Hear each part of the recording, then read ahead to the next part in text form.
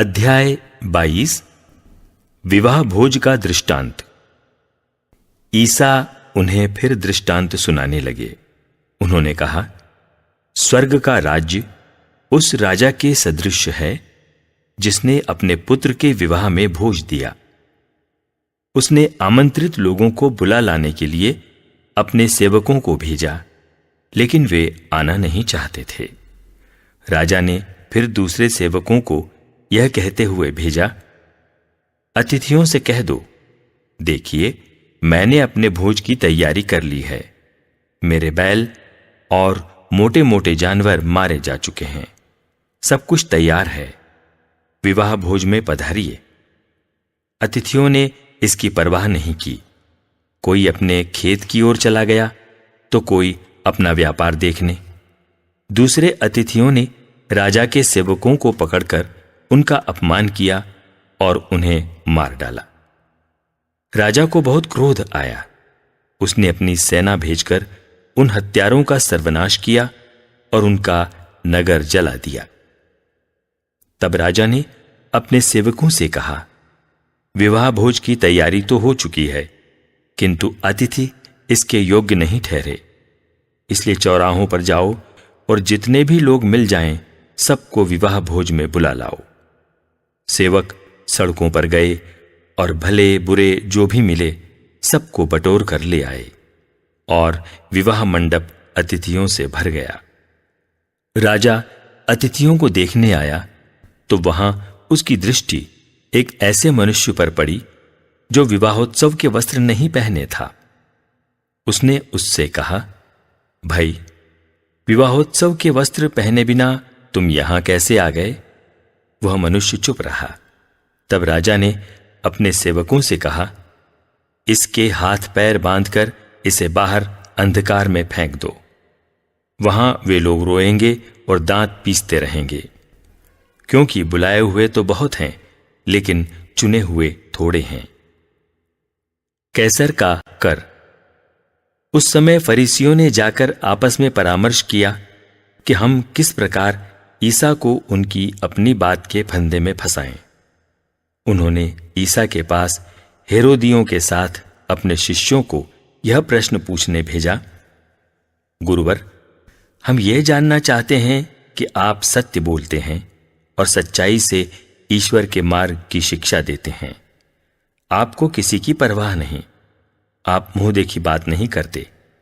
इसलिए हमें बताइए, आपका क्या विचार है? कैसर को कर देना उचित है या नहीं?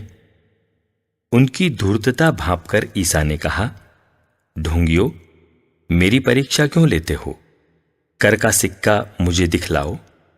जब उन्होंने 1 दीनार प्रस्तुत किया तो ईसा ने उनसे कहा, यह किसका चेहरा और किसका लेख है? उन्होंने उत्तर दिया, कैसर का। इस पर ईसा ने उनसे कहा, तो जो कैसर का है उसे कैसर को दो, और जो ईश्वर का है उसे ईश्वर को दो। यह सुनकर वे अचंभे में पड़ गए और ईसा को छोड़कर चले गए। पुनरुत्थान का प्रश्न। उसी दिन सदूकी ईसा के पास आए। उनकी धारणा है कि पुनरुत्थान नहीं होता।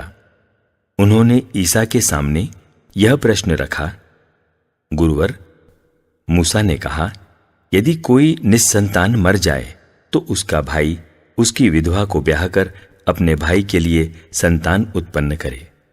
अब हमारे यहां 7 भाई थे। पहले ने विवाह किया और निस्संतान मरकर अपनी पत्नी को अपने भाई के लिए छोड़ दिया। दूसरे और तीसरे आदि 7 भाइयों के साथ वही हुआ। सबों के बाद वो स्त्री मर गई। अब पुनरुत्थान में वह 7 में से किसकी पत्नी होगी? वह तो सबों की पत्नी रह चुकी है। ईसा ने उन्हें उत्तर दिया, तुम लोग न तो धर्म ग्रंथ जानते हो और न ईश्वर का सामर्थ्य, इसलिए भ्रम में पड़े हुए हो।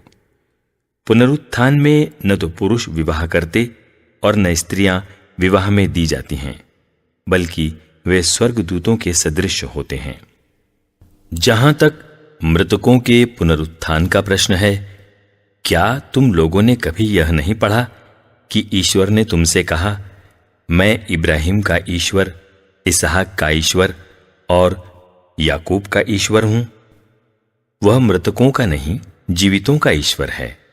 यह सुनकर लोग उनकी शिक्षा पर बड़े अचंभे में पड़ गए। सबसे बड़ी आज्ञा। जब फरीसियों ने यह सुना कि ईसा ने सदूकियों का मुंह बंद कर दिया था, तो वे इकट्ठे हो गए और उनमें से एक शास्त्री ने ईसा की परीक्षा लेने के लिए उनसे पूछा, गुरुवर, संहिता में सबसे बड़ी आज्ञा कौन सी है?